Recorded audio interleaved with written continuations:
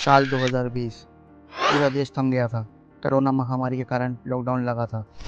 फैक्ट्रियां बंद थी, लोग घरों में कैद थे और सड़कों पर लाखों मजदूर अपने गांव की तरफ पैदल चल रहे थे। इस खौफनाक दौर में जब बड़ी बड़ी कंपनियों के बिजनेस डूब रहे थे, तब भारत के एक 5 रुपए के बिस्किट ने इतिहास की सबसे बड़ी सेल दर्ज की।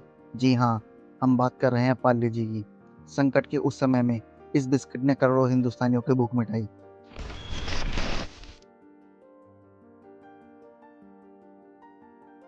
लेकिन क्या आप जानते हैं कि आज हर सेकंड दुनिया में पार्ले जी के 4500 से ज़्यादा बिस्किट खाए जाते हैं। जब तक आप इस वीडियो का इंट्रो देख रहे हैं, तब तक इसके लाखों पैकेट बिक चुके होंगे। आखिर कैसे रेशम का व्यापार करने वाले एक गुजराती परिवार अंग्रेजों के दौर में बिस्किट बनाने उतरा, कैसे इस ब्रांड ने आज़ादी की लड़ाई लड़ी, और वो क्या चालाकी है जिसके दम पर आज भी यह बिस्किट सिर्फ 5 रुपये में बिक रहा है। आज पार्ले जी के साम्राज्य की पूरी इनसाइड स्टोरी खोलेंगे। वीडियो को अंत तक जरूर देखना, क्योंकि ऐसी बिजनेस स्ट्रेटेजी आपने पहले कभी नहीं सुनी होगी।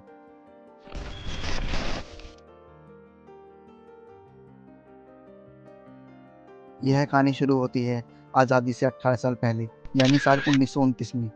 उस समय भारत पर अंग्रेजों का राज था। देश में स्वदेशी आंदोलन चल रहा था, जहां विदेशी सामान का बहिष्कार किया जा रहा था। इसी दौरान मुंबई के एक मशहूर रेशम व्यापारी थे, मोहनलाल दयाल चौहान।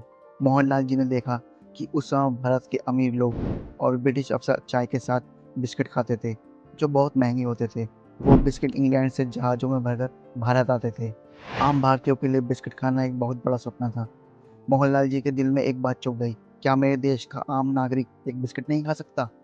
उन्होंने रेशम का बिजनेस छोड़ और बिस्किट और कैंडी बनाने का फैसला किया। वो जर्मनी गए और वहाँ से 60,000 में कन्फेक्शनरी बनाने की मशीन खरीदी। साल 1929 में उन्होंने मुंबई के पाली इलाके में एक पुरानी बंद बड़ी फैक्ट्री खरीदी। उनके साथ काम करने के लिए कोई स्टाफ नहीं था, सिर्फ उनके परिवार के 12 लोग थे। इंजीनियर, मैनेजर, मजदूर, सब वो खुद थे। कहा जाता है कि ये 12 लोग काम में इतना खो गए कि कंपनी का नाम रखना ही भूल गए।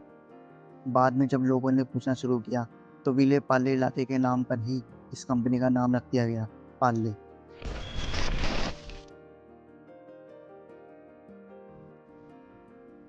शुरुआती कुछ सालों में पार्ले ने सिर्फ टॉफी और कैंडी बनाई, लेकिन साल 1939 में जब दूसरा विश्व युद्ध शुरू होने वाला था, पार्ले ने अपना सबसे बड़ा दांव खेला।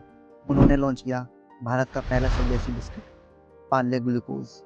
यह बिस्कुट गेहूं और ग्लूकोज से बना था, जो सस्ता भी था और बहुत ज़्यादा ताकत देने वाला भी। पार्ले ने नारा दिया, ब्रिटिश बिस्कुट छोड़ो और स्वदेशी अपनाओ।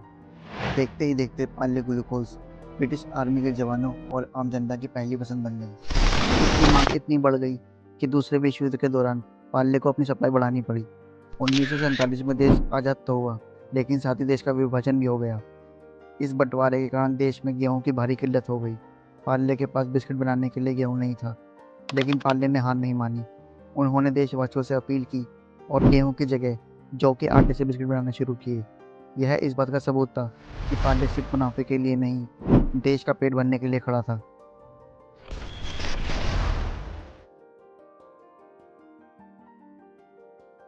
साल 1960 और 1970 के दशक तक पार्ले ग्लूकोज भारत का राजा बन चुका था। लेकिन कहते हैं ना, जब आप कामयाब होते हैं तो जलने वाले और कॉपी करने वाले अपने आप आ जाते हैं। पार्ले ग्लूकोज की सफलता देखकर बाजार में ग्लूकोज बिस्किट की बाढ़ आ गई। ब्रिटानिया जैसी बड़ी कंपनियों ने अपने ग्लूकोज बिस्किट उतारे और कई लोकल कंपनियों ने तो पार्ले जैसे मिलते जुलते पैकेट बनाकर नकली बिस्किट बेचना शुरू कर दिया। लोग दुकान पर जाते और कहते, ग्लूकोज बिस्किट देना, तो दुकानदारों ने पार्ले की जगह कोई दूसरा नकली बिस्किट थमा देता। पार्ले का भारी नुकसान हो रहा था।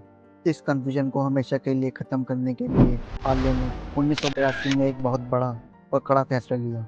उन्होंने अपने सबसे मशहूर बिस्किट पार्ले ग्लूकोज का नाम छोटा कर दिया, पार्ले जी, और साथ ही पैकेट की पैकेजिंग भी बदल दी। उन्होंने मोम के कागज़ को हटाकर प्लास्टिक का पीला पैकेज लॉन्च किया, जिस पर एक प्यारी सी बच्ची की तस्वीर थी।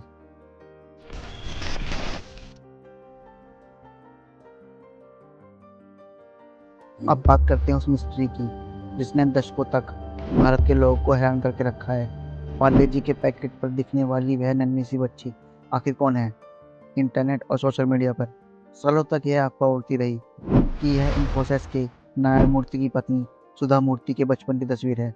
तो कुछ लोगों ने दावा किया कि यह नागपुर की नीरू देशपांडे है, तो कुछ ने इसे गुंजन गुडानिया बताया। लेकिन पार्ले कंपनी ने खुद इस राज से पर्दा उठाया।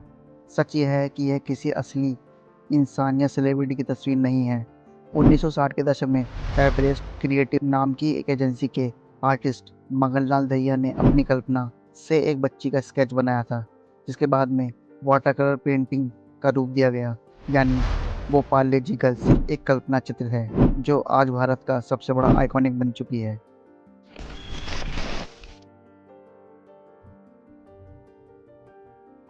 दोस्तों, तो अब आते हैं उस सवाल पर जो हर एमबीए स्टूडेंट और बिजनेसमैन को हैरान करता है। पिछले 25-30 साल में पेट्रोल की कीमत 20 रुपये से 100 रुपये पार हो गई।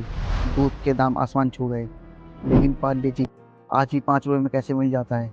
क्या पार्ले वाले चैरिटी चला रहे हैं? जी नहीं। इसके पीछे एक बहुत ही खतरनाक बिजनेस स्ट्रेटजी है, जिसे श्रिंकफ्लेक्शन कहते हैं।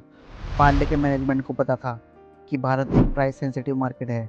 यहाँ अगर 5 रुपये के बिस्किट की कीमत 6 या 7 रुपये कर दी जाए, तो गांव का गरीब मजदूर, ऑटो वाला या स्टूडेंट इसे खरीदना बंद कर देगा या किसी दूसरे ब्रांड पर शिफ्ट हो जाएगा। इसलिए पार्ले ने तय किया कि वो कीमत नहीं बढ़ाएगी, बल्कि बिस्किट का वजन कम कर देंगे। साल 2000 के आसपास 5 रुपये में 100 ग्राम बिस्किट मिलता था। साल 2012 तक यह घटकर 80 ग्राम हो गया। साल 2018 तक यह घटकर 65 ग्राम हो गया और आज 5 रुपये के बिस्किट में सिर्फ 50 से 55 ग्राम बिस्किट मिलता है। यानी कीमत वही रही, लेकिन आपके पैकेट में बिस्किट कम होते गए। इसे ही श्रिंकफ्लेक्शन कहते हैं। इसके अलावा पार्ले का प्रॉफिट मार्जिन कम हो जाता है, लेकिन वो वॉल्यूम पर कमाते हैं। पार्ले जी भारत की 60 लाख से ज़्यादा दुकानों पर बिकता है। इतनी भारी मात्रा में प्रोडक्शन होने के कारण उनकी लागत बहुत कम आती है।